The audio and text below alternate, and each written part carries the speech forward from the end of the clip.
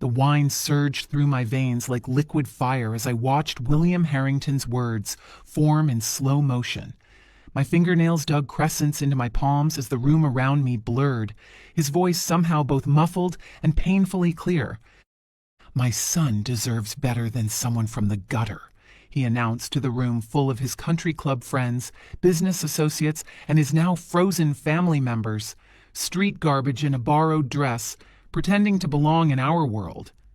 23 pairs of eyes swiveled between William and me, waiting to see if the nobody dating the prince would dare respond to the king.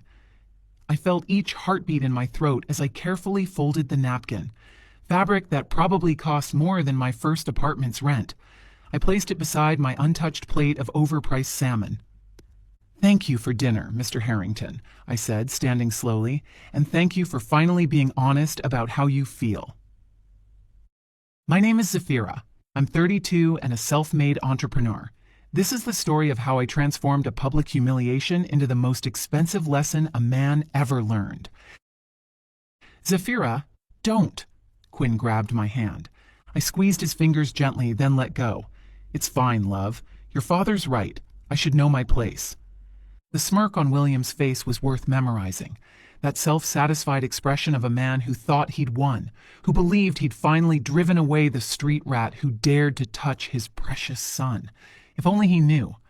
I walked out of that dining room with my head high, past the Monet in the hallway, past the servants who avoided eye contact, past the Bentley in the driveway that William had made sure to mention cost more than I'd make in 5 years. I walked through the marble foyer and out to the circular driveway where my car was parked. Quinn caught up to me at my car, my sensible Toyota that William had sneered at when I'd pulled up. "I'm so sorry," he said, tears streaming down his face. "I had no idea he would—" I pulled him close, inhaling the scent of his cologne mixed with the salt of his tears. "This isn't your fault." "I'll talk to him, make him apologize." "No." I tucked a strand of his dark hair behind his ear. "No more apologizing for him, no more making excuses. He said what he's been thinking for the past year. At least now we know where we stand." "Zafira, please don't let him ruin us." I kissed his forehead. "He can't ruin what's real, Quinn. I'll call you tomorrow, okay?" He nodded reluctantly, and I drove away from the Harrington estate, watching in my rearview mirror as the mansion grew smaller, its lights twinkling like stars I'd supposedly never reach. My phone started buzzing before I even hit the main road. I ignored it, knowing it was probably Quinn's mother, Rachel, trying to smooth things over, or maybe his sister, Patricia, offering awkward solidarity. They weren't bad people, just weak ones, too afraid of William to ever stand up to him.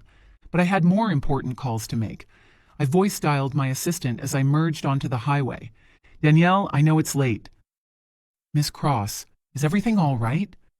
Danielle had been with me for 6 years, since before the world knew who Zafira Cross really was. She could read my moods like a book. "Cancel the Harrington Industries merger." Just silence. Then period. "Ma'am, we're supposed to sign papers on Monday. The due diligence is complete. Financing is secured." "I'm aware. Kill it?" "The termination fees alone will be—" "I don't care about the fees. Send the notice to their legal team tonight. Cite irreconcilable differences in corporate culture and vision." "Zafira—" Danielle dropped the formalities, which she only did when she thought I was making a mistake. "This is a $2 billion deal. Whatever happened at dinner." He called me garbage, Danny, in front of a room full of people, made it clear that someone like me will never be good enough for his family, or by extension, his business. That bastard. Danielle's fingers were already flying across her keyboard. I could hear it through the phone. "I'll have legal draw up the termination papers within the hour. Want me to leak it to the financial press?" "Not yet. Let him wake up to the official notice first. We'll let the media have it by noon tomorrow." "With pleasure, ma'am. Anything else?" I thought for a moment. "Yes. Set up a meeting with Fairchild Corporation for Monday. If Harrington Industries won't sell, maybe their biggest competitor will—" "You're going to buy his rival instead?" "Why not? Garbage has to stick together, right?" I hung up and drove the rest of the way to my penthouse in silence. The city lights blurred past, each one a reminder of how far I'd come from the kid who'd slept in shelters and survived on free school lunches. William Harrington thought he knew me, thought he'd researched enough to understand what kind of woman was dating his son. He knew I'd grown up poor, that I'd started working at 14, that I'd put myself through community college and then university through sheer determination and an unhealthy amount of caffeine. What he didn't know was that the scrappy kid he looked down on had built a corporate empire while staying in the shadows. That Cross Technologies, the company his own firm was desperately trying to merge with to stay relevant in the tech age, was mine. That I'd spent the last decade acquiring patents, poaching talent, and strategically positioning myself to become the kingmaker in our industry. He didn't know because I'd kept it quiet, using holding companies and trusted executives as the face of my operations. I'd learned early that real power came from being underestimated, from letting blowhards like William think they held all the cards. As I pulled into my building's garage, my phone lit up with an incoming call. Harrington CFO Martin Keating. That was faster than expected. Martin had my personal number from our previous merger discussions, where we'd exchanged contact information for urgent matters. Zafira, it's Martin. I'm sorry to call so late, but we just received a notice from Cross Technologies terminating the merger agreement. There must be some mistake. No mistake, Martin. But we're set to sign Monday. The board has already approved. Shareholders are expecting... Then the board should have thought about that before their CEO publicly humiliated me at dinner tonight. Silence. Then quietly. Period. What did William do? Ask him yourself. I'm sure he'll give you his version. Good night, Martin. I hung up and headed to my penthouse, pouring myself a scotch and settling onto the balcony to watch the city sleep. Somewhere out there, William Harrington was about to have his evening ruined. I wondered if he'd make the connection immediately or if it would take him a while to realize that the garbage he dismissed controlled the one thing his company needed to survive the next fiscal year. My phone buzzed, Quinn calling. I let it go to voicemail, not trusting myself to separate my anger at his father from my love for him. He didn't deserve to be caught in the crossfire, but some battles couldn't be avoided. By morning, my phone had logged 47 missed calls. William had tried reaching me 6 times himself, which must have been killing him. The great William Harrington reduced to repeatedly calling someone he declared garbage. I was reviewing quarterly reports over breakfast when Danielle called. The financial press got wind of the terminated merger. Bloomberg wants a statement. Tell them Cross Technologies has decided to explore other opportunities that better align with our values and vision for the future. Vague and devastating. I love it. She paused. Also, William Harrington is in the lobby. I nearly spit out my coffee. He's here? Showed up 20 minutes ago. Security won't let him up without your approval, but he's making quite a scene. Should I have him removed? No. I set down my mug, thinking. Send him up, but make him wait in the conference room for, let's say, 30 minutes. I'm finishing breakfast. You're evil. I'll prep conference room C, the one with the uncomfortable chairs. 45 minutes later, I walked into the conference room to find William Harrington looking significantly less imposing than he had the night before. His usually perfect hair was disheveled, his tailored suit rumpled. The man who'd lorded over dinner like a king now looked like what he was, a desperate CEO watching his company's future evaporate. Zafira, he stood when I entered, and I could see how much it cost him. Thank you for seeing me. I sat down without offering him a handshake. You have 5 minutes. He swallowed his pride like broken glass. I apologize for last night. My words were inappropriate. Inappropriate? I laughed. You called me garbage in front of your entire social circle. You humiliated me in your own home at your own table, while I was there as your guest and your son's girlfriend. I was drunk. No, I cut him off. You were honest. Drunk words, sober thoughts. You thought I was beneath you from the moment Quinn introduced us. Last night, you just finally said it out loud. William's jaw tightened. Even now, even desperate, he couldn't fully hide his disdain. What do you want? An apology? You have it. A public statement? I'll make one. Just The merger needs to happen. You know it does. Why? Excuse me? Why does it need to happen? Explain to me why I should do business with someone who fundamentally disrespects me. William's face flushed. Because it's business.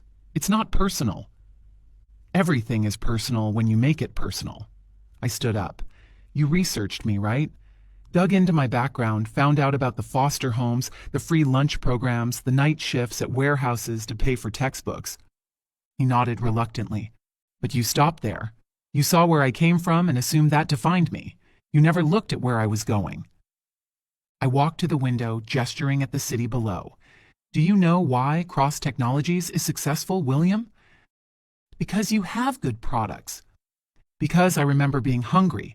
Because I remember being dismissed, overlooked, underestimated.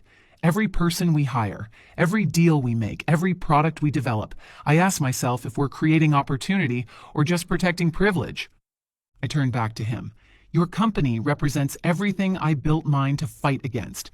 Old money protecting old ideas, keeping the door closed to anyone who didn't inherit their seat at the table. That's not, isn't it? Name one person on your board who didn't go to an Ivy League school. One executive who grew up below the poverty line. One senior manager who had to work 3 jobs to put themselves through community college. His silence was answer enough. The merger is dead, William. Not because you insulted me, but because you showed me who you really are. And more importantly, you showed me who your company really is. This will destroy us, he said quietly. Without this merger, Harrington Industries won't survive the next 2 years. Then maybe it shouldn't. I headed for the door. Maybe it's time for the old guard to make way for companies that judge people by their potential, not their pedigree. Wait. He stood up so fast his chair tipped over. What about Quinn? You're going to destroy his father's company, his inheritance. I paused at the door. Quinn is brilliant, talented, and capable. He doesn't need to inherit success. He can build his own. That's the difference between us, William. You see inheritance as destiny. I see it as a crutch. He'll never forgive you. Maybe not, but at least he'll know I have principles that can't be bought or intimidated away. Can you say the same? I left him there and went back to my office. Danielle was waiting with a stack of messages and a knowing look. Fairchild Corporation wants to meet Monday morning. They're very interested in discussing an acquisition. Good. Make sure William hears about it by this afternoon. Already arranged for the information to leak. She paused. Quinn is in your private office. My heart skipped. How long? About an hour. I brought him coffee and tissues.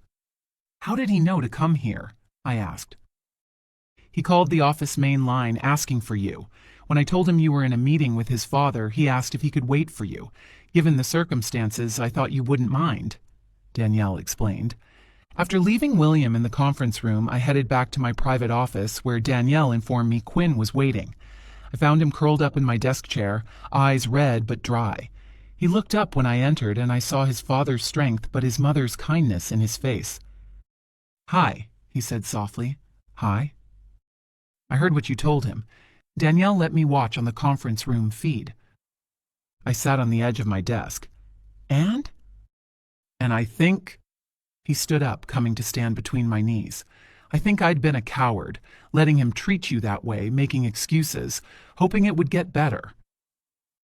Quinn, no, let me finish. He took my hands. I've spent my whole life benefiting from his prejudices without challenging them. Last night, watching him, I was ashamed. Not of me, of him, of myself for not standing up to him sooner. What are you saying? I'm saying that if you'll have me, I want to build something new with you, without my family's money or connections or conditional approval. I pulled him close. Are you sure? He's right about one thing. Walking away from that inheritance is no small thing. He laughed, and it was the most beautiful sound I'd heard in days. Zephyr Cross, you just terminated a $2 billion merger because my father disrespected you. I think we'll figure out the money part. I love you, I said, meaning it more than ever. I love you too, even if you did just declare corporate war on my father. Especially because I declared corporate war on your father. Especially because of that, he agreed, kissing me. My phone buzzed. Danielle again. Ma'am, William Harrington is holding an emergency board meeting. Our sources say they're discussing reaching out to you directly over his head. I put the phone on speaker. Tell them Cross Technologies might be willing to discuss a merger with Harrington Industries under new leadership. Emphasis on new. Quinn's eyes widened. You're going to oust my father from his own company.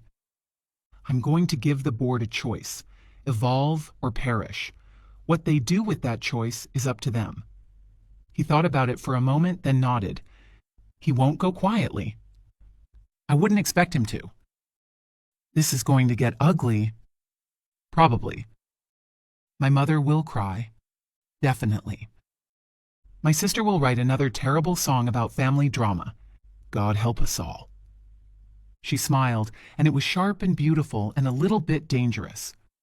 So when do we start? I smiled back. How about now? And that's how the nobody dating the princess became the king who toppled the kingdom. Not with a sword or an army, but with a simple truth. Respect isn't inherited, it's earned. And those who refuse to give it when it's earned, well, they learn the hard way that sometimes the garbage takes itself out and takes everything else with it. By the following Monday, William Harrington was no longer CEO of Harrington Industries. By Tuesday, Cross Technologies had announced a merger with the newly restructured company. By Wednesday, Quinn had accepted a position as our new head of strategic development, turning down her father's offer to fund a rival venture out of spite. And by Thursday? Well, by Thursday, William Harrington had learned the most expensive lesson of his life. Never call someone garbage unless you're prepared to be thrown out with it. 6 months later, Quinn and I were engaged, with plans for a small ceremony far away from her father's social circle. William hadn't spoken to either of us since his removal as CEO, though Quinn's mother called weekly, slowly rebuilding their relationship on new, more honest terms. Before you go, here's a quick bonus for sticking around. If you love learning and growing like I do, you need to try audiobooks. I've got an exclusive deal with Audible. Your first month is completely free. That's access to over 500,000 titles, zero cost to you. All the details are waiting in the description. Don't miss this one.